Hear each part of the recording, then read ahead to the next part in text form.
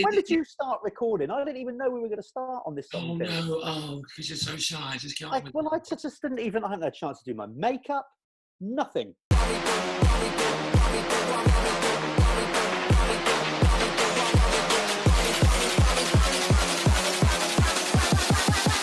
Let me do my two-step.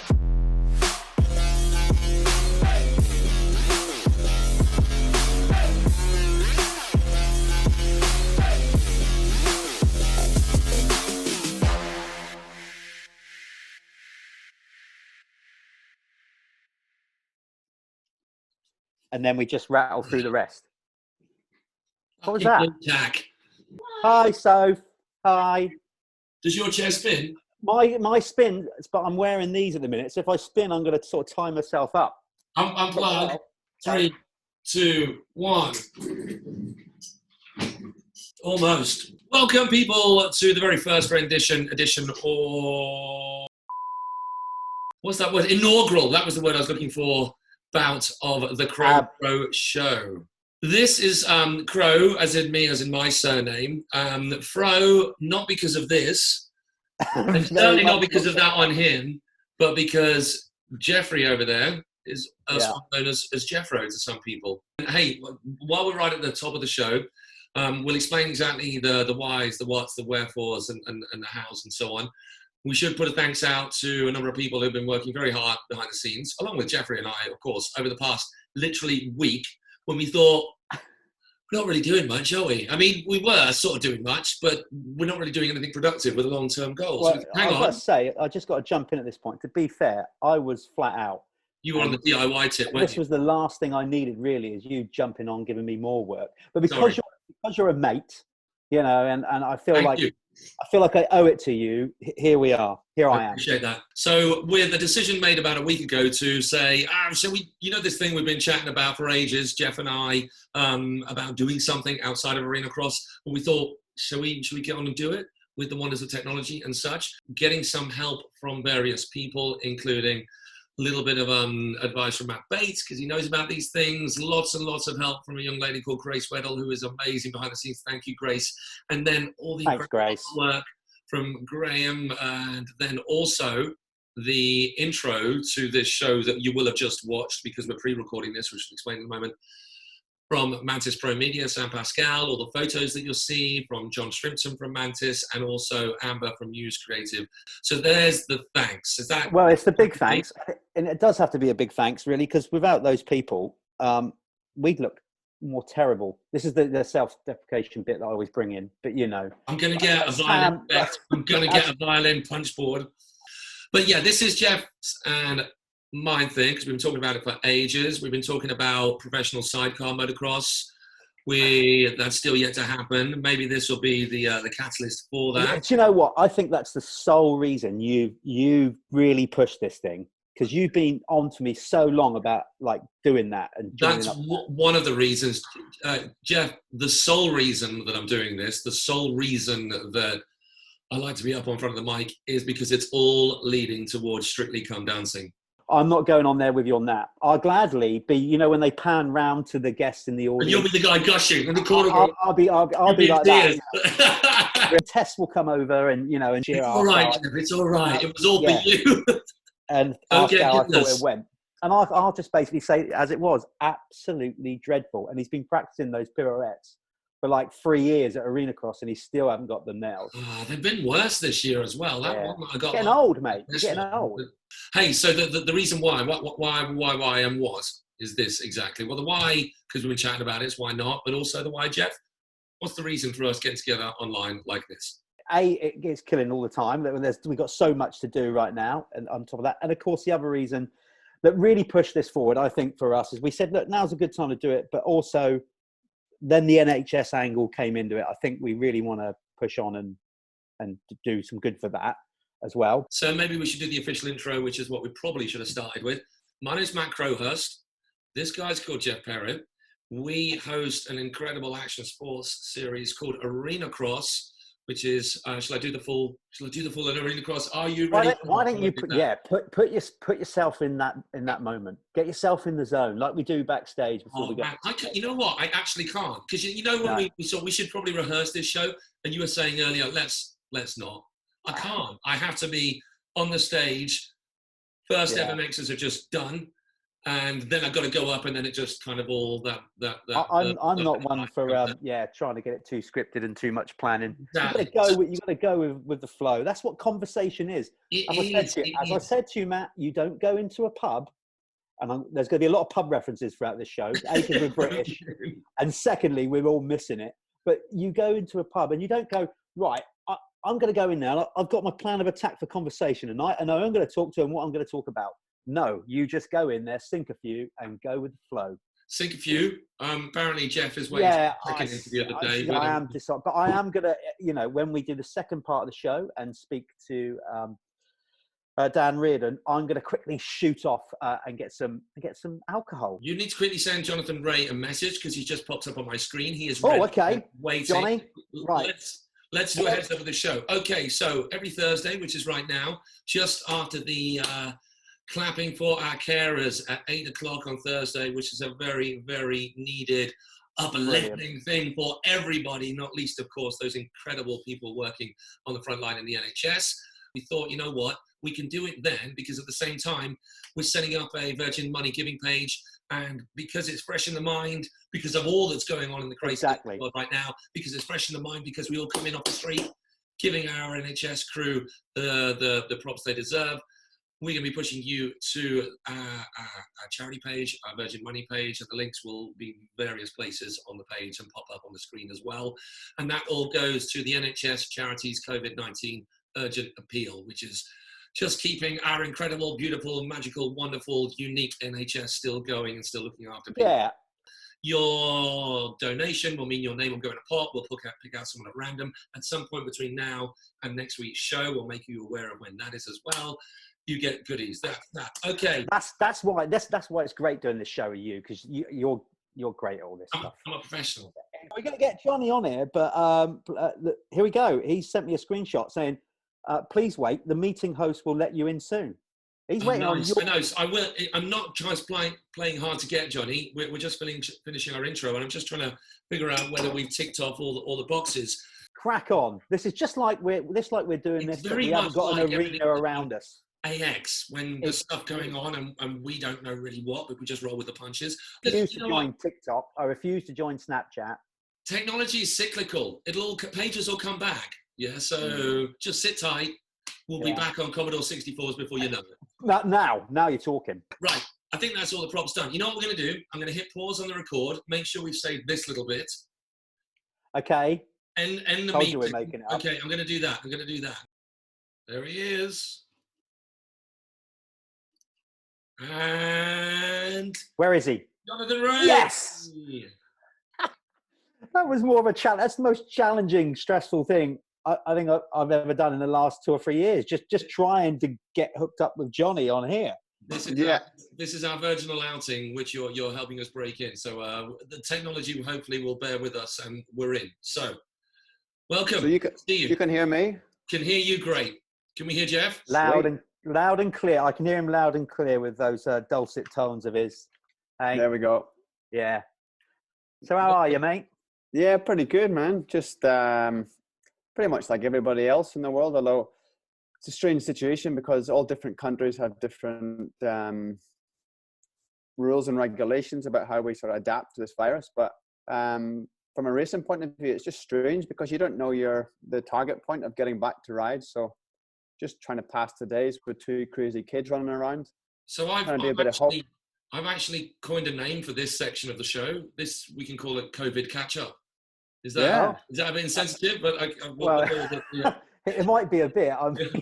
But it's running the point home because as you may have now, Jonathan, that we're hopefully pushing some people to our Virgin Money giving page. Hopefully a thing will pop up right now, so we'll talk about that more later. But let's just talk about the specifics. Let's get it done because we're all in various states of lockdown. What is the exact situation for you, where you are in the world? And just explain to the people at home where you are in the world, John. Well, I'm here in Belfast, Northern Ireland, and so we're governed by the Prime Minister, Boris Johnson, who's not too well right now. But the situation here is everyone stay at home unless you really need to go out for essentials, which are a little bit of exercise you can do once per day, groceries, obviously, and to go to get The track. medicine. Yeah. Tearing up to the shop on your race bike. Do you know what it is? Quick, so you're being efficient. It's the moral high ground when it comes to this, because I've got private land I can go and ride on, but yeah, can you imagine if I had an incident and I was one of the guys waiting in accident emergency? I could see the look of disgust already on the nurses' faces. Yeah, that probably. Oh yeah, you don't want to do a Jack Grealish on it. And for those of you watching from around the world who don't know who that is, that's a Premier League footballer that basically just thought he'd go out around the corner to see his mate, and then got in a road accident. No. Yeah. Did you not see that? That's just happened. Yeah. So he had to backpedal quite a bit. And only a few days before, he was given the big one on social media about, stay in, don't go out.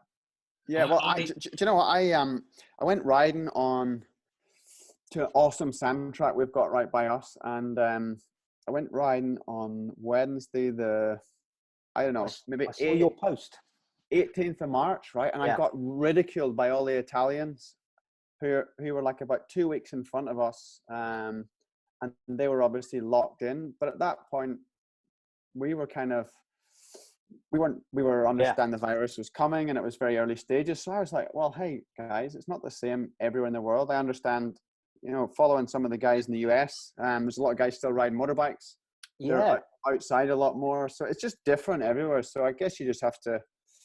You got to understand. I think also Jack Miller, the MotoGP guy, I'm pretty jealous of him. He's built his own motocross track and he's been riding two strokes. So it's so a nice quiet bike, so no one notices as well.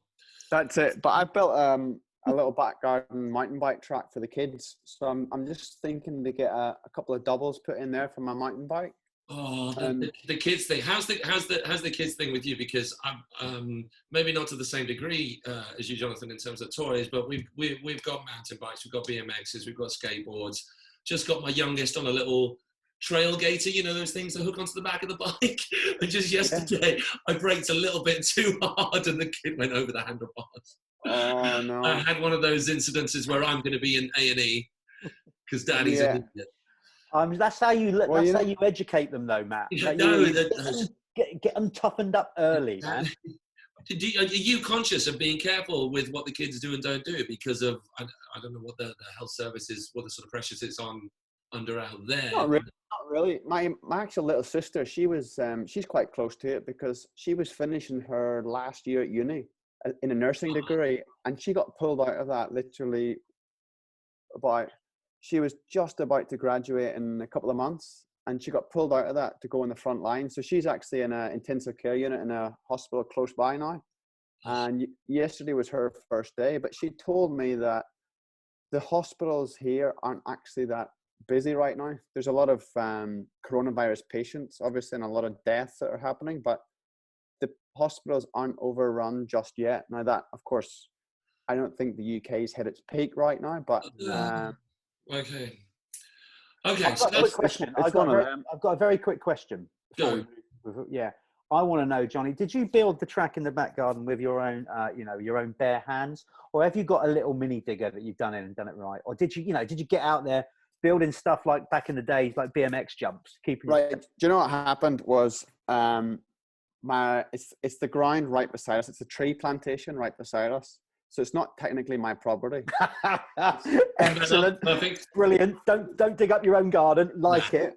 There's a huge, what would you call it? A huge manor around these places. So you've dug up a manor's bag. So if you can imagine Goodwood House, right? Yeah.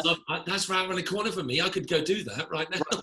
So that's right. It's kind of the Northern Ireland versions here, and I live on one of the boundaries.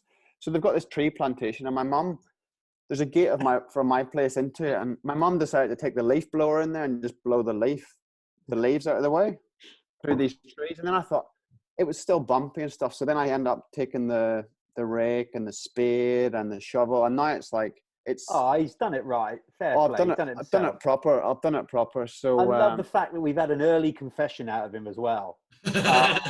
Brilliant. Brilliant. Yeah, yeah. Trying to keep it on the slide. House be watching our show, maybe. Well, I think she follows me on Instagram, and I put it on okay. Instagram. So if you're promoting it right, I didn't check that she liked the post or anything. But oh, excellent. That's good. Hey, that's let's put a pin in COVID catch up. Okay, that's done. Where are we going to start, Jeff? Where to start with John? I tell you what. I'll tell you. Well, yeah. Let's start. Well, the best place to start is at the beginning, isn't it?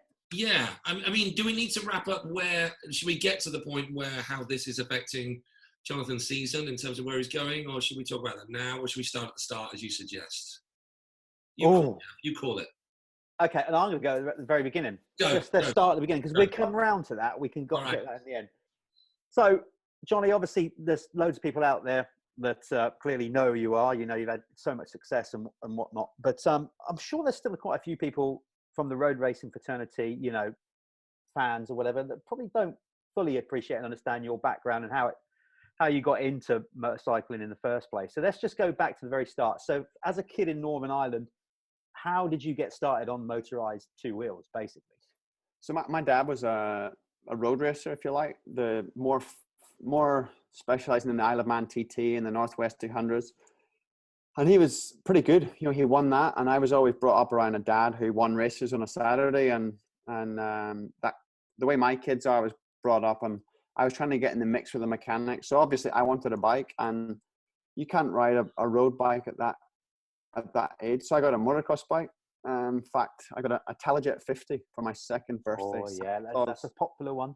Santa Claus dropped it into the utility room of my house. And then, yeah, started racing when I was 5 or 6. I think 6, maybe. You have to be 6. So, and then, yeah, I just wanted to be Jeremy McGrath, and that was who I wanted to be. And it seemed like I was heading in the right direction. I had a lot of speed as a schoolway motocross rider, but I had a lot of injuries as well at key moments. And I picked up the ACU British Championship in '97 on 60 as part of the Team Green program, and then had a few injured years and moved up to a 125 during one of them injured years, way too early. I was just like a baby still, and had a horrible year and decided to. I think my dad lost interest a little bit. He had under a lot of pressure from he has a transport company at home, and he was under a lot of pressure. And he pretty much said, if I can't get a mechanic or someone to take me to the racing, then we're done. And then lo and behold, there was the UK Supercross series was starting then. I think it was, I don't know when it started, but I remember riding in 01 and 02 in Belfast. And it was amazing. You know, nothing like it wasn't like riding at an ACU British Championship at Desert Martin or whatever. You were coming into a fully packed arena, and it was unreal. I was in the schoolboy class, but I considered that, hey, if this road racing doesn't work out, I'm just gonna I'm gonna find somebody to put me on a motocross bike, because so you was already at that point, you was already starting, even though you were doing that, you was already in the early mindset of going road racing. Well, because that's what I was going to ask, Johnny, because you had to be convinced, didn't you, to jump on a road bike over motocross? And I think the exact sentiments I read somewhere that was you suggested to this is my shadow researching to Michael Laverty that you weren't that interested because road racing was boring compared to motocross. Yeah, I seen that side of it, to be honest. Just from the outside, to be honest, and it was just, I guess, my dad was fed up with racing. He didn't even want to take me road racing. But so I stumbled upon the weekly road race paper, Motorcycle News, had an advert in it that they were trying to get a Red Bull Honda team were looking for another rider, and I entered it, X Factor style competition, thinking, wow, if it happens, it happens. If it doesn't, I'll go and drive a fork truck for my dad, you know. So it was one of them, and it worked out in the end. And I ended up getting selected. But even after my first full season of the British 125 road race championship, I came back through the Supercross at the Odyssey. I rode a pretty trick 125. Then it was the next sort of Ben Townley, Van Gani, KTM, and came out, and it was amazing. You know, I think I love this. This is great. That weekend, I split wins with Sean Simpson. I can't remember who won one night, and I won the second. But my dad was well pissed off because my mum was kind of supporting me on this. He said, if you get wrecked at a Supercross, you'll never get another chance at road racing. And I thought, wow, stuff that, you know. So I had Stevie Mills, a good friend of mine who helped me at the end of my motocross career. He had a track built at Dunnamana. It's like a arena cross track that I could go and practice on. So I just started riding a bike. I got a KTM from a dealer for a bit of practice, and then a guy, Darren Wilson, a Scottish guy who ran a team back in the day, he got his hands on this bike and ended up riding it. So that deal was actually done at the after party. This is amazing. That's how deals used to be done. I'll tell you why. Such golden times at the after party. That's why this is a brilliant story for me, because all these things that Johnny's talking about, I was there. Obviously, I was at the event. I wasn't. This is my question, Jeff. Was there any? What was the overlap in terms of your riding career here, where Johnny was, say, at the Odyssey, where it happened? Well, that's the thing. I can vaguely remember that night. I got to say, I wasn't there working. I was there for a good time. So I was actually up in the stands and enjoyed those particular shows, those early shows. With your back to the track. No, undoubtedly, I would have probably been in that same after party that he's talking about. In fact, I'm sure he was. And of course, then I just know, Jonathan Rea, as the 65 British Youth Motocross Champion coming through. I knew obviously of him, didn't know you very well at that point, Jonathan, and whatever. And then there you are. And then while all that's going on, while I'm probably sinking shorts at that point, he's having a key moment in his career. It's brilliant. I love it. Amazing. Yeah, it's funny. It's a really funny story. It's a super funny story because I was too young to be in that nightclub, to be honest, and pretty intoxicated. Second confession, brilliant. Third. And I do remember I was at the urinal and I was having a conversation, and this guy says, "Well, listen, if you want to race like Darren Wilson, this guy, cool guy. In fact, a shout out to him because a few years later, when I broke my femur at Knockhill, he gave my mum a car for a few weeks so she could stay at the hospital." Oh, but wow. So me and Darren were stood beside each other. I didn't know he was the team manager, and he said, "Well, listen, if you're serious and you want to ride a bike at next year's Supercross, I'll put you on one." And there you go. There was my first sort of my first turn up and ride a bike whilst I was a road racer coming back to be a motocross guy. So it was pretty cool. Oh, that's a brilliant. I love that. So for me, you do what you do. We'll talk about the transition of how you get used to going from dirt to road in a minute. But clearly, I follow you like many do on your social media. You've still, the bug for motocross is still monumentally huge. And I know that. And you just said something earlier on in that conversation that I thought was cool, that you wanted to be like Jeremy McGrath was your hero. So I now know, obviously, through your connections with Monster and now your global status or whatever, you've obviously hung out with Jeremy and know him, and you can call him a friend now. So that's got to be cool, isn't it? Like coming through to that level where you're now like, he's your pal and you go riding with him. What was that like when you first went motocross riding with Jeremy McGrath? That was unbelievable. It's 2015. I first joined Kawasaki.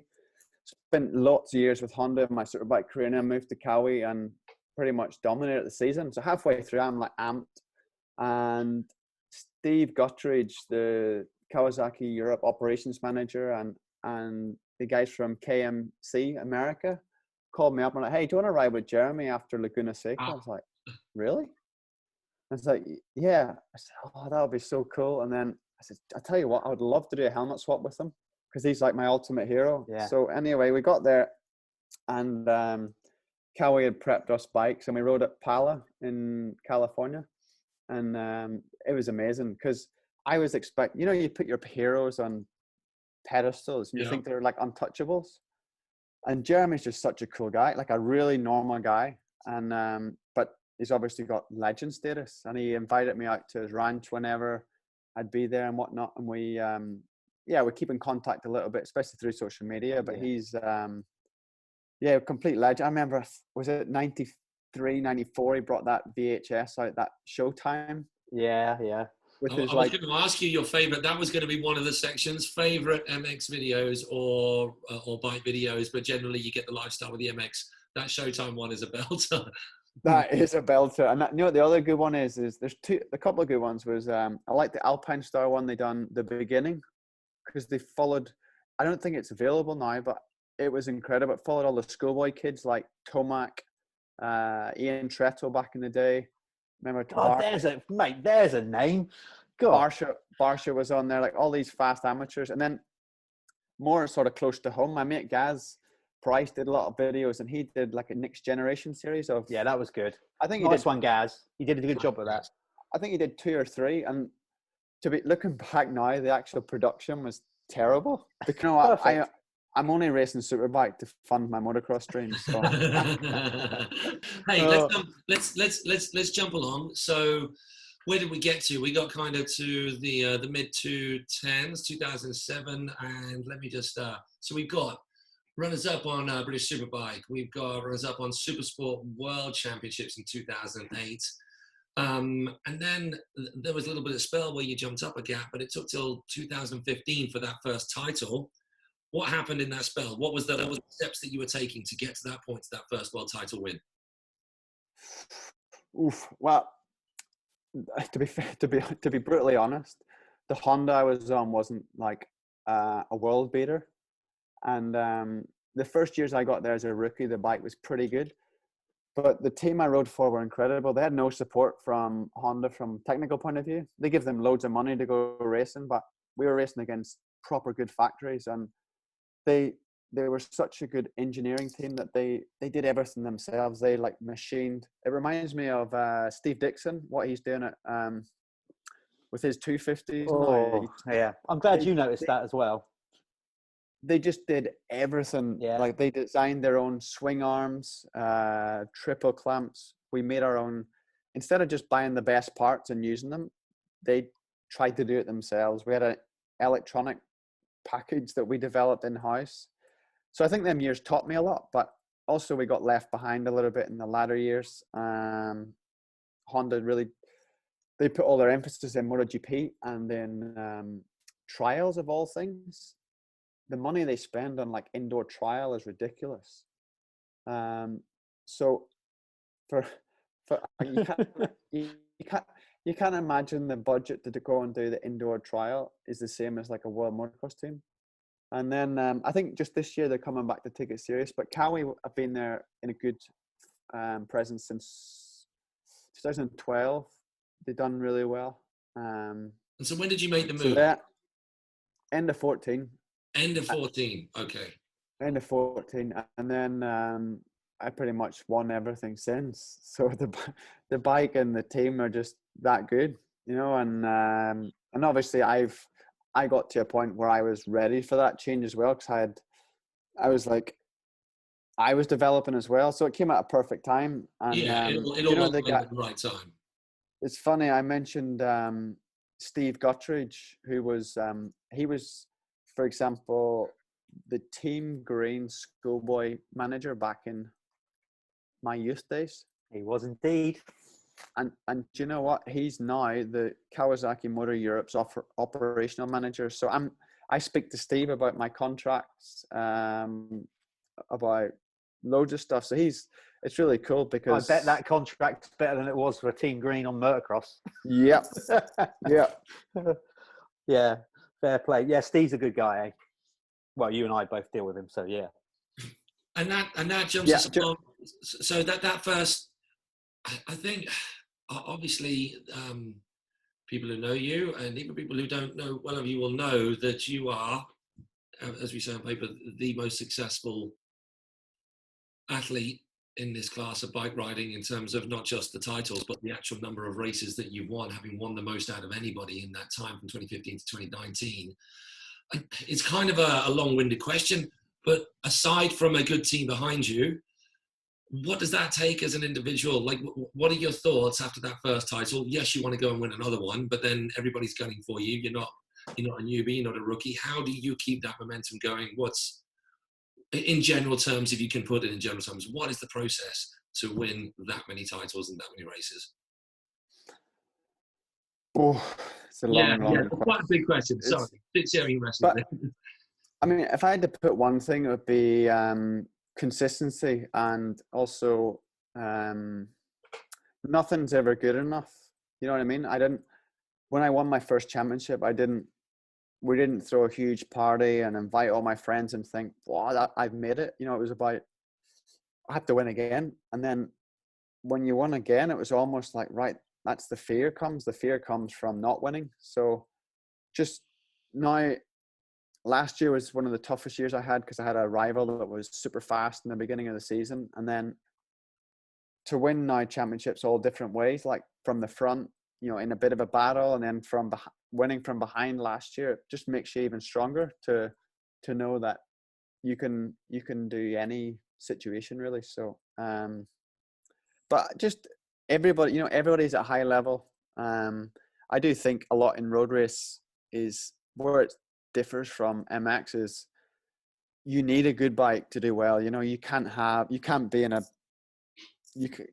bad team, you can't have a bad bike, and you can't have bad people around you. So it's all that good stuff. Where I think in motocross, the athlete still makes more of a difference than the bike, which is cool, because you'll not find it in MXGP, but you can pretty much have a privateer roll up with his dad and do a good event as a wild card, where in Superbike it costs hundreds of thousands to even get a bike on the grid. And I mean, if I wanted to go practicing, I need 5 guys there. You know, I need computer electronic engineers. It's just, these things are so advanced with electronics and whatnot. It's like trying to start a spaceship. So let's talk about that, because I'd be interesting to hear the road for you getting up to sort of professional status with you, Jeff, in motocross, and you've experienced that as well, Jonny, too.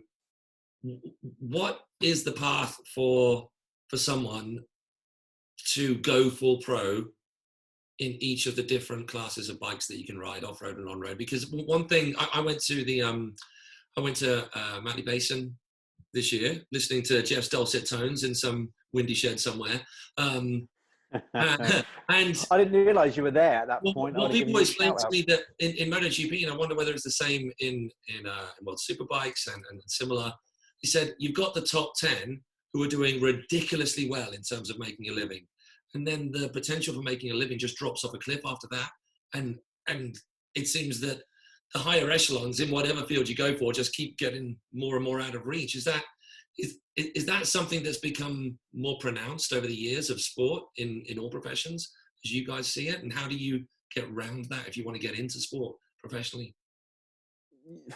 I mean, Jeff will know a lot more about the motocross side, but I can imagine it's exactly the same. You see a real rough diamond and you get excited about this kid, and he might get a chance, you know, a free chance that doesn't cost him or a sponsor or his parents money.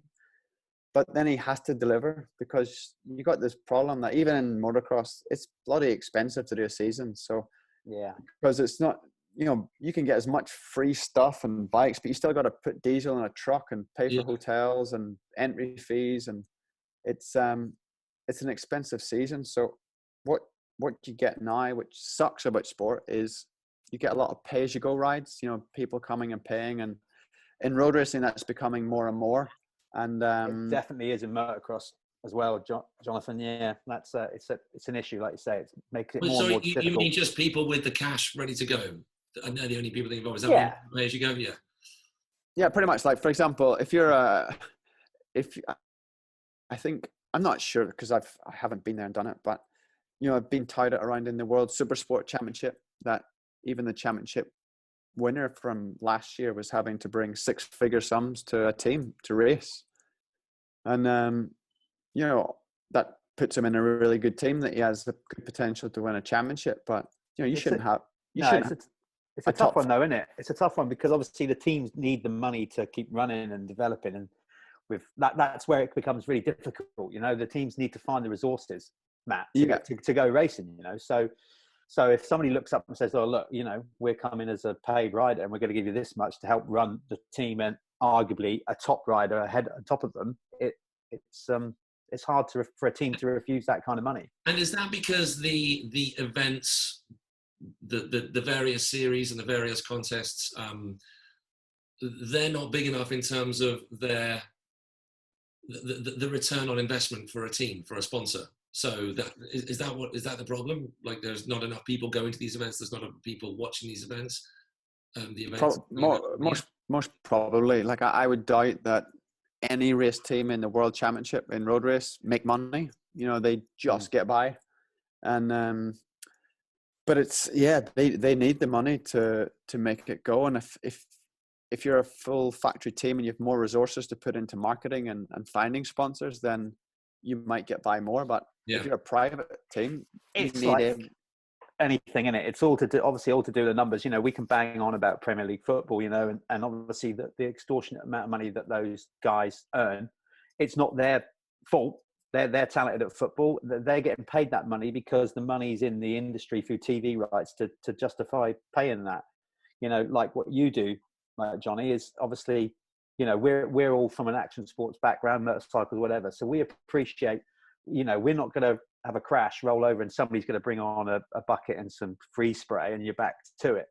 So that's the thing that we'd like to see more. Obviously, the risk that we take to do what we do, especially at a high-end level, the dedication, the commitment, training, and whatever. You know, I'm not going to go into the money that you're earning or whatever, but it should be more for whatever you're earning for what you do. I mean, you are literally risking your life to win a championship. Not only for you, you know, but ultimately for a brand manufacturer and all the sponsors. So I think that's the tough thing, isn't it? Though, we all think that guys like Jonny and maybe you and I, Jeff, in times gone by, should have earned more money. But it's also those guys that are just out of that top bracket that they're still risking just as much. Exactly, yeah.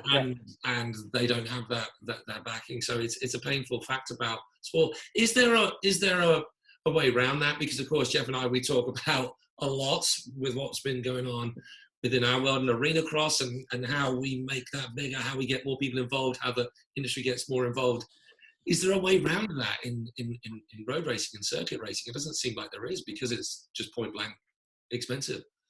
Yeah, it is. You know, and to be, I mean, a tire bill for the year is ridiculous, and you can't get away with wearing, like, I hate to imagine just running the little motocross team green. We go through a lot of tires, but God, you guys. Yeah, like it's one of them. And you go back to the footballers without getting the boot stuck into them. I think nice pun. I reckon they deserve it. Somebody told me that. Who was it? Neymar, when he went to sign for Paris Saint-Germain, when whoever does their kit, when they released his Neymar T-shirt the next day, that they made his sign-on fee. So that they signed, they stole like 100 and something million shirts the following day because Neymar had gone there. So it's like, well, actually, then he probably does deserve that because he brings that value to a club. But it's the whole other side of football where you start to see from an action sport background, and you have a freestyle motocrosser come down off a jump and he still tries to be part of the show, or a huge high side and our airbag goes off and we're running to the bike, and then you see Cristiano Ronaldo get tapped on the ankle and he's rolling around asking for St. John's to come and pick him up. You know, that's the... Yeah. I'm never not going to hit a like or a share. St. John's. I love the fact that he used St. John's. Love to see a video of St. John's giving the magic spray on Ronaldo. That would be class. Can we make that happen? The old 1970s ambulance coming out and these two old guys with a stretcher. Oh, John, that's brilliant. That's brilliant. Yeah. Hey, we've talked heavy bike, Jeff. We've talked heavy bike. Let's take things differently. First of all, where are you sat right now in your house? Is this the man den? Yeah, it's like a office cum bar. Bar? That's a lethal combination you've got going there. With a bar in your office. I've done it. I think if I can, I've got this. Is on. You're on my computer. It's not a thing, but Go if on, I go can. on, flip it around. Show us if you don't mind showing us the interior. Oh my days! Oh. Oh.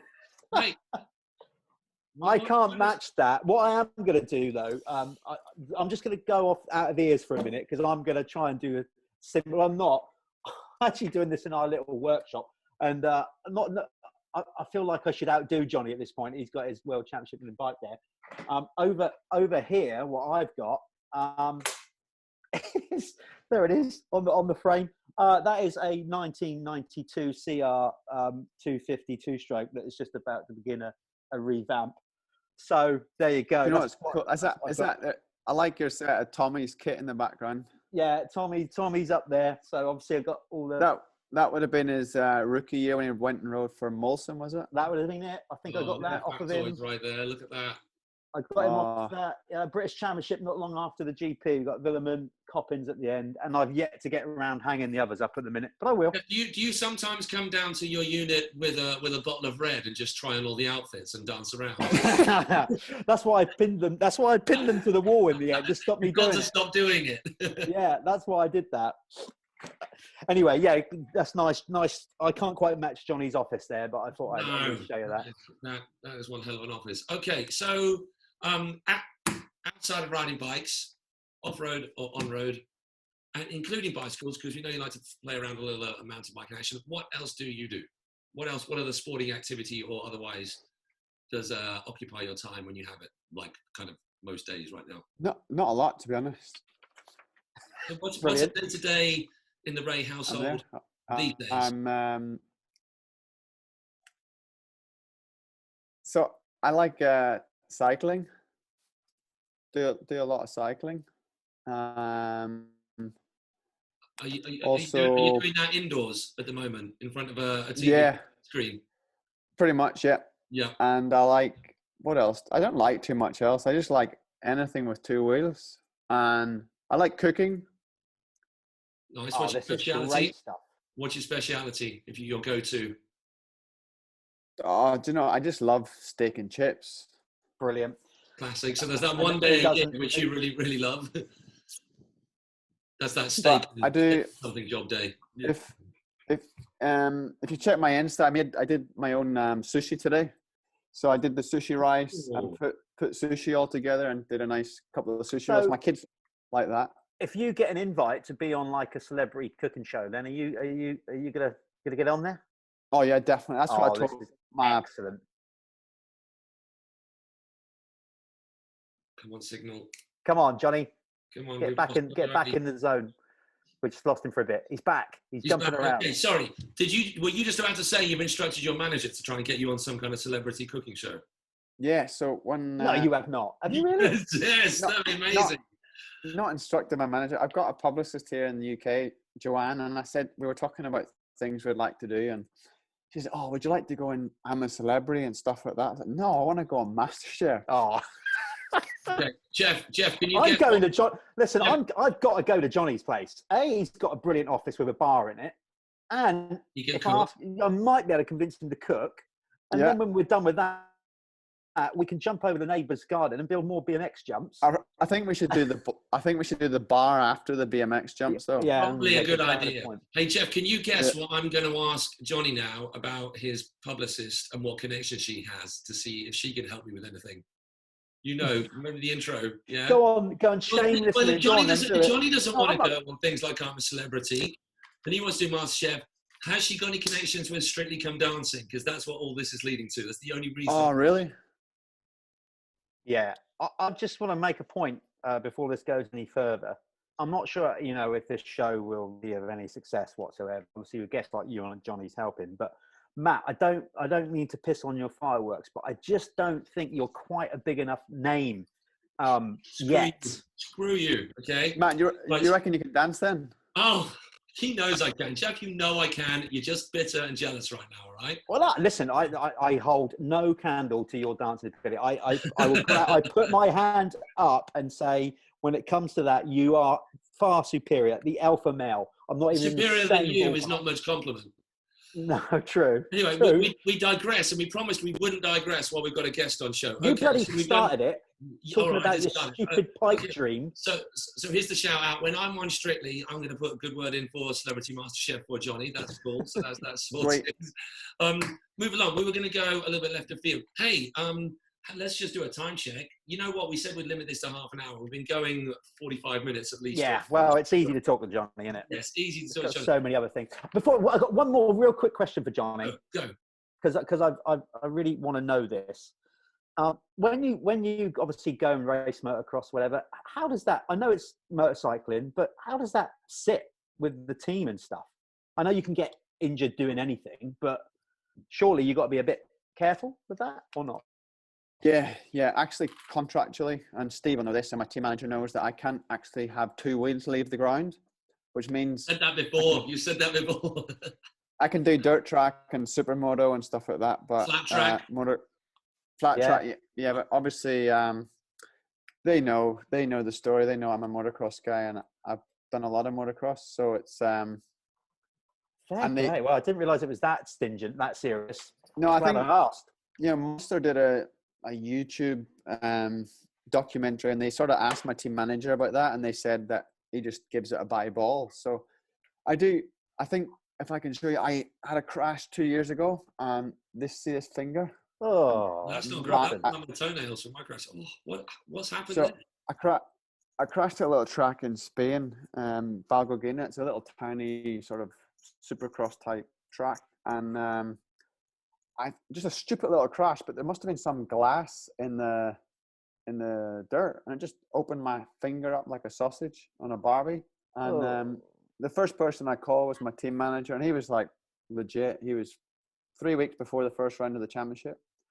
So he put me, I got straight into surgery that next morning, and they sort of closed it all over and whatnot. And I rode the race the following sort of fortnight and finished second. So, yeah. So no problem. I'm glad I asked that question. Okay. Yeah, it's not. So no there is problem. a contract, but what a cool team you work for, ride for. Yeah, basically. Yeah, they're pretty good. I get more guilt from my wife, Tosh. Every time I go, I can just see her. I can see her looking at me like. I could. Okay. Both of you. I'm looking at both of your screens now because I know. Obviously on a slightly different level, very slightly different level. But I don't know whether you've ever seen the rather embarrassing videos they put up of me of AX crashing all the time. I crash bikes quite a lot, and my last one was 4 days before AX 2019. I dislocated my shoulder. Did you? I didn't remember. I don't remember you mentioning that. All right, yeah, I could hardly walk up the ramp because my toenails were bulging the wrong way. I basically stopped myself dead with both toenails in the dirt. Anyway, but yeah, I get that same vibe from my wife, dear. which is bad because of Jeff's idea. I'm going to talk quite quietly. Jeff's idea about him training me up to race next year. Yeah, we're doing that. We're absolutely doing that. We are taking you racing Crowhurst. We are going to go and do a motocross race of high standard as well. So we're going to train him up for that. I'd like to do it. I'll do it with you. We should do an AMCA race. Oh, please. Jonathan, can we do that? Because secondly, I've never really been on a track with you at the same time. Obviously, you'll hand it to me, but still, or maybe not, because your wheels aren't allowed to leave the ground. Yeah. So I just launch past him and all the jumps. Perfect. Hey, Johnny, have you ever played around with the old street stunt tricks on any of your bikes? You know, like your Lee Bowers style. You never done? I mean, you do spin outs. You never done surfing on your bike, just standing up, no hands? Oh, you must have done that. No. Even I've done that, Johnny. Okay, well, we'll do that. Like stood up. He is younger. He is younger than us, though. He is much younger than us. I think that was more of an 80s thing, Matt. Is it really? Yeah. Okay, these tricks. Okay, we'll do that with I used to have. I had a previous sponsor that was like really, really into marketing, and they paid me money to be fast, but they wanted me to do stupid stuff, and they wanted to keep coming up with marketing ideas. And like, would you like to ride a bike out of a plane? I'm like, yes. Yeah, maybe, but like, fuck, I go fast for a living. You know, I'm not a monkey. I can't really just, you know, it's kind of so. So now I'll just settle for being fast on the track. Hey, should we wrap up the serious bike talk? Because we digress nicely then. We're going to digress into some random questions to wrap this up, Jonny. We started in our COVID catch-up section as to how it's affecting your season, because obviously us three and most of the people we know, our livelihood and our pastime and the things that we're into have all just been stopped dead. And that's, to be fair, most of the people on the planet. Where does it sit in terms of plans that are being made moving forward? Like, what was about to happen before lockdown kicked in? Where were you in the season, pre-season training, racing events? And what is the plan now within your world moving forward? I mean, I guess a plan is hard to make, but where do things sit right now? So we've done one race in Australia, and we do a 13-round championship. So we should run 12 races, and they're trying to do 12 races, aiming to start around July. I don't know if I'm really supposed to say that, but that's the idea anyway. So let's see. I think that's still very optimistic to start a world championship in July, because this is pretty serious. You know, it's a serious deal, and if restrictions happen, you know, if restrictions start getting lifted in some countries, you can't have a world championship when some countries are allowed to travel and others not. So let's see, play it by ear. I'm ready, you know, I'm ready to ride tomorrow. My fitness regime's still going. I've got everything I need at home here. So, yeah, I really miss bikes, but to be honest, in my career, over the last 5 years, I haven't had a minute to pause through some guys get that through an injury where they get to sort of take a breath and get remotivated, where this time for me is really nice because you kind of take stock of what's going on and it lights your fire to keep going. So the only thing that pisses me off is my teammates leading the championship. I crashed in race 1 in Australia, and on Sunday I was a first and second. I scored the most points on Sunday, but he's fucking leading the championship, and that's pissing me off a little bit. So there's the fuel for the fire right there. That is brilliant. But surely they can't call a world championship on one race. So you are going to be seething on that podium after the one-stop world championship at the end of the year. I'm praying for at least one more round to try and put things right. Yeah. And then I really hope Lowe's sees this show. No, he knows the story, you know. Yeah, I bet. You get on all right with him, yeah? He's actually a really good guy. He's quite honest. That's all you want to ask, and respectful. Yeah. I've had teammates in the past that are harder to get on with, but he's one of the better ones. I went straight when he won that race and I crashed. I went straight to congratulate him because it's a pretty big deal. Yeah. So, but make no mistake, I'm coming after you. It's the first rule, isn't it? Apparently, beat your teammate is the first rule, isn't it? That's what I've been told.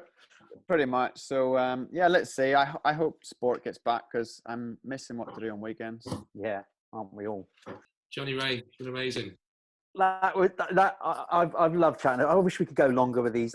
I knew this would be a problem. Guys, trying to keep it down to 40 minutes or whatever. We've done over an hour. It's because once you get chatting, you just want to chat. Well, I do. Yeah. No trouble. Like being down the pub, there we go. But we're not. So yeah, a pleasure. As Matt has said, I don't know when we'll catch up again. I'm going to all viral in on you, Jonny. But yeah, you stay safe. We're looking forward to seeing you back, everybody back racing, and obviously we hope you smash it and go for a 6th world title, which would just be ridiculously good. Let's catch you after that moment for the next show. All we'll celebrate a year of the show at that moment. Take it easy, Jonny. Sweet, guys. See ya. He's out of here. See you, Jonny. Great stuff.